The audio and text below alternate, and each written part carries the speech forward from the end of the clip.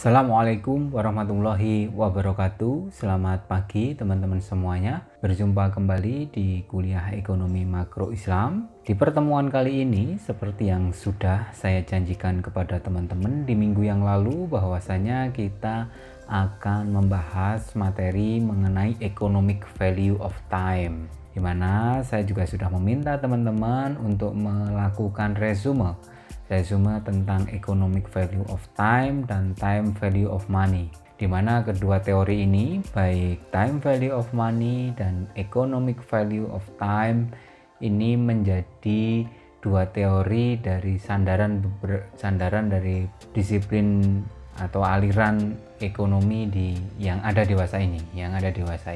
Time value of money banyak digunakan oleh teman-teman kita, para ekonom-ekonom, para intelektual ekonomi, kebanyakan ya aliran-aliran ekonomi konvensional.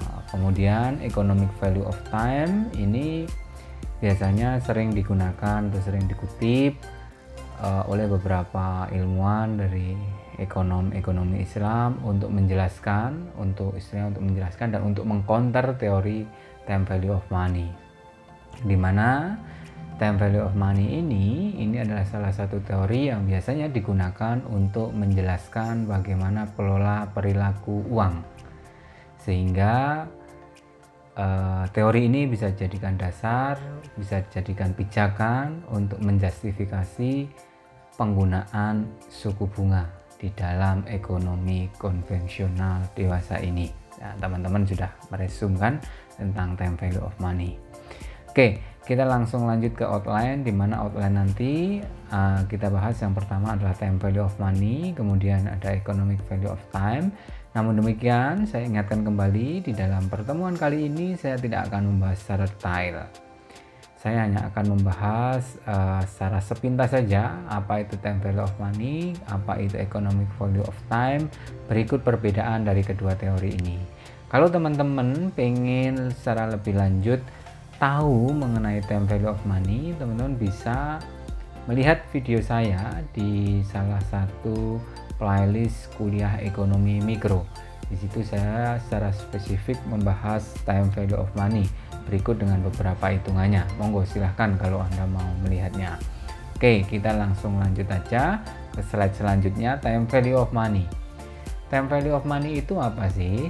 Jadi time value of money ini secara garis besar menjelaskan bahwasanya nilai suatu mata uang, secara lebih spesifik nilai real suatu mata uang, di mana nilai mata uang itu kan ada dua ya teman-teman. Yang pertama adalah nilai nominal. Nilai nominal itu adalah nilai yang tercantum dalam uang tersebut, dalam lembaran uang tersebut. Misalkan uang 100.000 di uang lembaran 100.000 kan tertulis 100.000 ya, itu nilai nominal. Kemudian ada yang namanya nilai real. Nilai real ini berkaitan dengan daya beli. Jadi kalau kita ngomong nilai real dari uang 100.000, berarti ini maksudnya adalah daya beli dari uang 100.000 tersebut gitu. Nah, time value of money ini mengatakan bahwasanya nilai real suatu mata uang atau istilahnya daya beli suatu mata uang itu dipengaruhi oleh rentang waktu, di mana di time value of money ini memiliki semacam adagium atau semacam teorema atau semacam pendapat yang terkenal lah. Dia menyatakan bahwasanya nilai uang hari ini lebih berharga daripada nilai uang di masa yang akan datang. Di dalam slide teman-teman bisa lihat, saya menulis di situ nilai uang rupiah, 1 rupiah hari ini lebih berharga daripada 1 rupiah di masa yang akan datang. Ya, itu bukan dating, tapi yang akan datang maksudnya, sorry typo. Dengan kata lain, semakin bertambahnya waktu, nilai real suatu mata uang akan mengalami penurunan. Teman-teman bisa lihat di grafik yang saya tampilkan di dalam slide tersebut. Nah, saya sering sebenarnya teori ini bisa dijelaskan ilustrasinya secara mudah. Teman-teman mungkin coba ingat-ingat kembali ketika dulu masih zaman-zaman SD ya, zaman-zaman SD gitu. Teman-teman masih ingat enggak berapa harga snack? Istilahnya kayak taro kah atau ciki atau citato dan lain sebagainya itu di masa teman-teman SD, kemudian teman-teman bandingkan dengan harga snack tersebut di hari ini. Kalau misalkan saya masih ingat betul ketika itu, ketika saya punya uang Rp1.000 zaman saya SD, ketika itu saya masih bisa dapat ciki satu buah. Nah, hari ini uang Rp1.000 itu ketika saya mau belikan ciki, ternyata sudah tidak dapat satu buah pun, sudah tidak dapat gitu. Jadi intinya apa? Ternyata uang Rp1.000 ini memiliki penurunan daya beli, atau dengan kata lain begini, misalkan Rp1.000 dulu dapat ciki satu, sekarang Rp1.000 sekarang itu tidak dapat ciki satu. Jadi dengan kata lain bahwasanya ini bukti ilustrasi ini itu membuktikan bahwasanya semakin bertambahnya waktu, nilai real suatu mata uang akan mengalami penurunan. Jadi nilai real daya beli dari uang Rp100.000 itu mengalami penurunan. Mengapa demikian? Ya karena ada efek inflasi dan lain sebagainya. Nah, ini adalah teori dasar dari time value of money. Makanya teman-teman, di dalam time value of money ini di beberapa bagian yang depan tadi saya pernah mengatakan bahwa teori ini menjadi salah satu teori yang melandasi pemberlakuan suku bunga di dalam ekonomi konvensional. Jadi teori ini bisa jadi menjustifikasi pemberlakuan suku bunga di dalam ekonomi konvensional. Lah kenapa? Ya karena ketika di teori ini kan menjelaskan bahwasanya semakin bertambahnya waktu, nilai real suatu mata uang pasti akan mengalami penurunan. Makanya kemudian ada mekanisme suku bunga sebagai kompensasi untuk penurunan nilai real tersebut. Taruh contoh misalkan saya meminjam uang kepada teman-teman Rp100.000 dengan jangka waktu 5 tahun gitu. Ketika 5 tahun yang akan datang saya kembalikan uang yang saya pinjam itu kepada teman-teman sebesar Rp100.000, siapa yang rugi? Yang rugi kan juga teman-teman toh, karena 5 tahun yang akan datang mungkin Rp100.000 sudah mengalami penurunan nilai. Atau dengan kata lain, misalkan hari ini Rp100.000 kita dapat makan di McD, mungkin dapat 2 paket. Mungkin 5 tahun yang akan datang Rp100.000 cuma dapat 1 paket di McD aja. Mungkin aja begitu, besar kemungkinan seperti itu. Jadi makanya kemudian ketika saya meminjam uang Rp100.000 kepada teman-teman, harus ada kompensasi berupa pemberlakuan suku bunga. Sebagai apa? Sebagai kompensasi penurunan nilai real dari suatu mata uang. Nah, ini adalah time value of money. Nah, sebenarnya secara logika bisa diterima gitu. Jadi ketika kita mau menjelaskan kenapa sih di dalam ekonomi konvensional itu ada suku bunga, ya kita bisa menggunakan penjelasan dari time value of money ini untuk mendapatkan deskripsi yang jelas mengapa kok ada suku bunga. Nah, kemudian lanjut di slide selanjutnya, yaitu adalah economic value of time. Nah, economic value of time ini berbeda teman-teman dengan time value of money. Economic value of time ini berargumen bahwa seiring bertambahnya waktu, suatu unit usaha pasti memiliki nilai ekonomis yang terus mengalami pertumbuhan. Jadi dengan kata lain, misalkan teman-teman punya usaha hari ini, tentu semakin bertambahnya waktu, nilai usaha teman-teman juga pasti akan semakin meningkat. Ini juga mudah saja dijelaskan bahwasanya taruh contoh misalkan kayak Telkom gitu. Market value atau nilai perusahaan Telkom itu dibandingkan tahun 1990 dengan 2020 hari ini itu berkali-kali lipat nilai perusahaan dari Telkom. Dengan kata lain bahwasanya Telkom itu semakin bertambahnya tahun, itu nilai ekonominya semakin meningkat. Pun demikian misalkan kita lihat misalkan kayak BRI, Mandiri dan lain sebagainya, itu bisa jadi sebuah penjelasan konkret bagaimana economic value of time berlaku, di mana sebuah unit usaha itu sudah barang tentu semakin bertambahnya waktu itu memiliki nilai pertumbuhan yang semakin tinggi. Makanya suatu unit usaha pasti seiring bertambahnya waktu akan mengalami peningkatan nilai pasarnya gitu. Dengan kata lain seperti itu. Dengan kata lain misalkan teman-teman punya usaha ya, misalkan teman-teman punya usaha. Nah, kalau menggunakan prinsip economic value of time, teman-teman ini usaha teman-teman itu semestinya itu memiliki nilai ekonomi yang semakin meningkat di masa yang akan datang gitu. Jadi tinggal bagaimana di manage-nya kan gitu. Isunya di situ. Nah, lalu perbedaannya apa Pak dengan time value of money ini? Berbeda teman-teman. Ini teman-teman bisa lihat selanjutnya. Konsep uang di time value of money ini dianggap sebagai komoditas. Jadi uang itu sebagai komoditas. Makanya ketika uang itu dipinjamkan, ya uang itu harus kembali dengan kompensasi berupa suku bunga tadi itu. Kemudian kalau di economic value of time, konsep uang itu dipandang hanya sebagai alat tukar gitu, bukan sebuah komoditas gitu. Dimana nanti saya akan berikan ilustrasi nanti di beberapa bagian ke belakang. Kemudian kontrak kerjasama berdasarkan suku bunga kalau time value of money. Kemudian kalau di economic value of time berdasarkan nisbah bagi hasil. Karena apa? Karena gini teman-teman. Kalau dengan menggunakan kerangka pikir time value of money itu concernnya pada uangnya.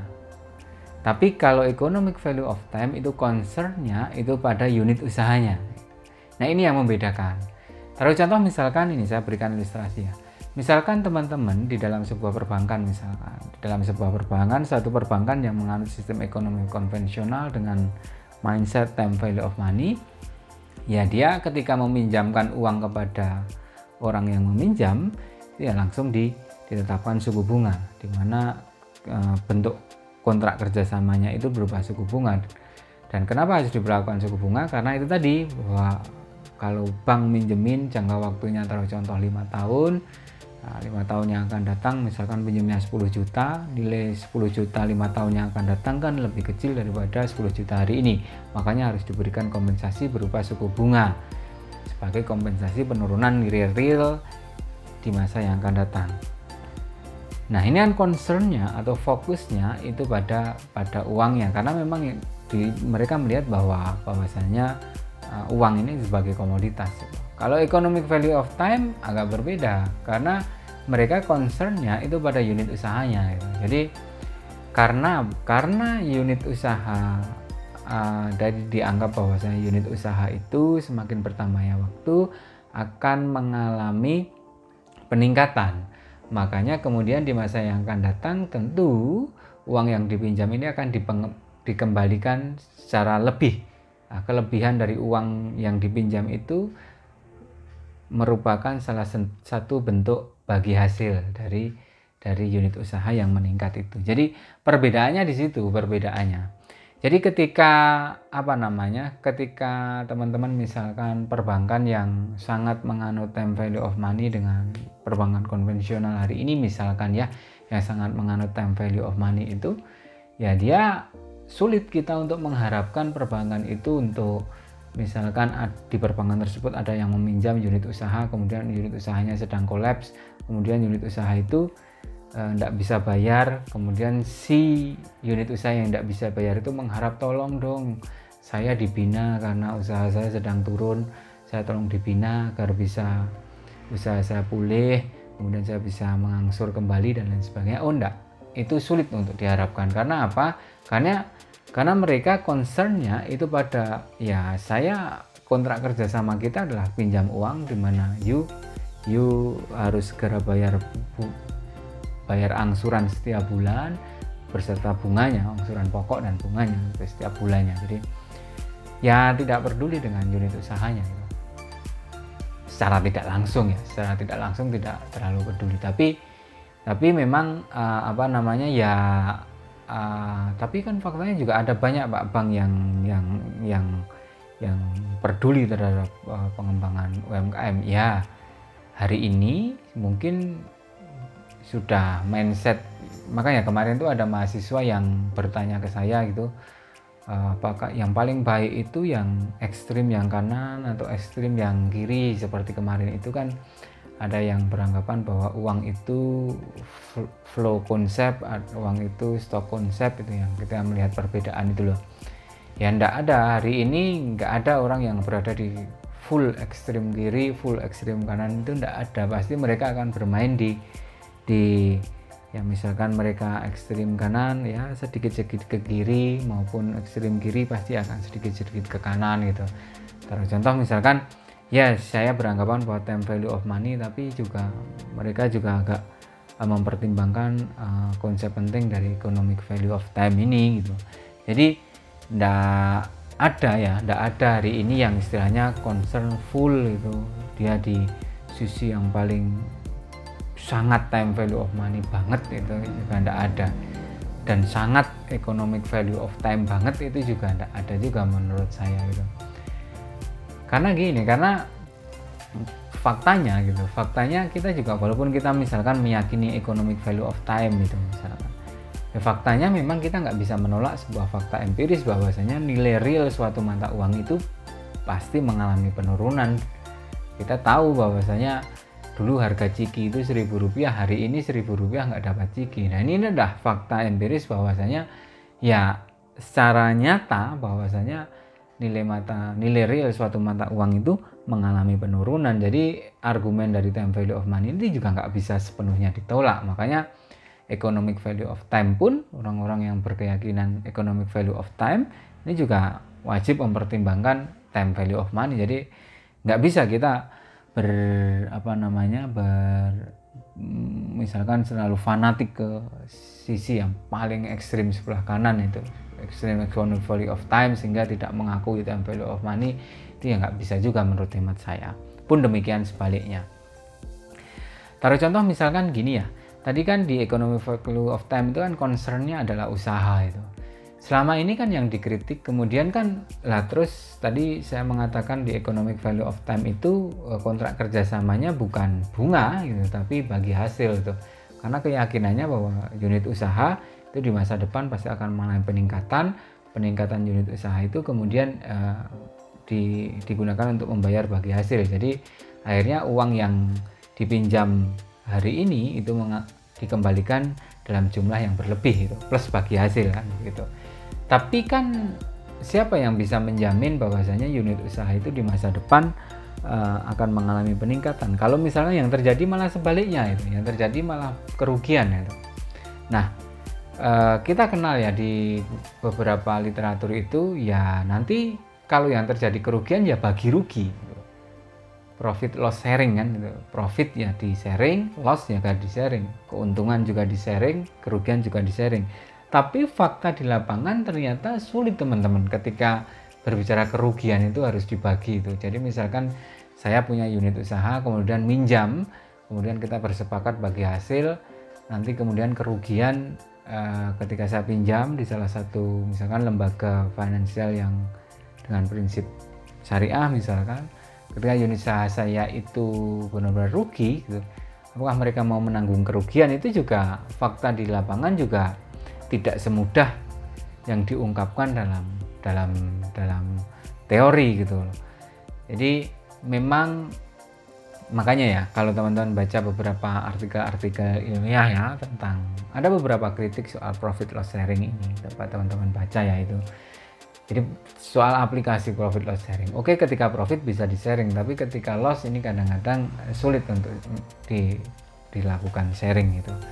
Jadi itu ya teman-teman perbedaan economic value of time dan time value of money. Jadi kalau memang time value of money itu memang concern pada uangnya gitu. Tapi kalau economic value of time concernnya pada usahanya gitu.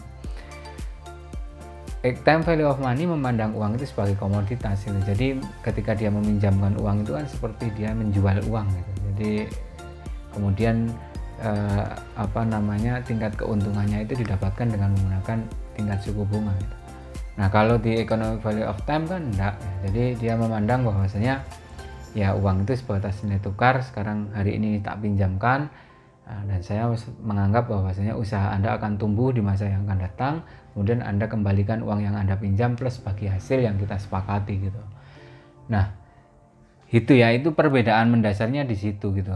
Tapi sekali lagi saya ingatkan juga bahwasanya dari dua teori ini menurut hemat saya saling melengkapi gitu satu sama lain. Bahwasanya kita juga nggak bisa menolak sebuah fakta bahwasanya nilai real suatu mata uang itu semakin menurun seiring bertambahnya waktu. Tadi saya mengilustrasikan bahwasanya Rp1.000 itu dulu dapat ciki, hari ini tidak dapat ciki. Ini membuktikan bahwasanya memang fakta empirisnya nilai real suatu mata uang mengalami penurunan. Itu juga nggak bisa ditolak. Satu sisi, economic value of time ini memiliki insight atau istilahnya terobosan yang sangat menarik itu. Ketika mereka concern pada unit usaha, berarti ketika nanti memang lembaga keuangan itu fungsinya tidak hanya sebagai financial intermediary, jadi tidak hanya dia ngasihkan uang saja. Ketika dia concern pada unit usaha dan dia mengikuti kerangka pikir dari economic value of time, mereka akan membina usaha-usaha yang memang sedang berkesulitan gitu. Jadi akhirnya terbentuk sebuah ekosistem yang sangat bagus itu. Nah, maka dari itu seperti saya katakan lagi, saya ingatkan kembali, kita nggak bisa istilahnya kita fanatik pada satu sisi saja. Menurut saya dua konsep ini saling melengkapi gitu. Saling melengkapi di mana kedua konsep ini sangat bagus ketika dikombinasikan. Nah, tugas kita itu kan sebenarnya intelektual muda teman-teman ini kan bagaimana kemudian mengkombinasikan dua sudut pandang ini. Itu ya teman-teman, ini materi tentang economic value of time serta time value of money. Semoga teman-teman bisa paham, karena dua sudut pandang ini penting karena ini yang mempengaruhi cara pandang. Taruh contoh misalnya suku bunga.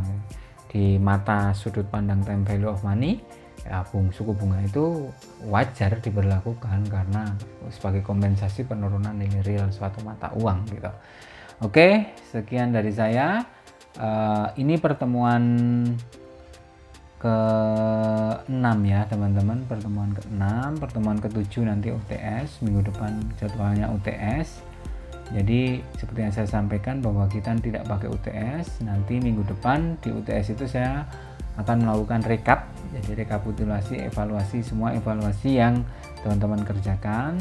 Nanti bila mana masih ada beberapa teman-teman yang masih kosong dan belum mengerjakan evaluasi, ya nanti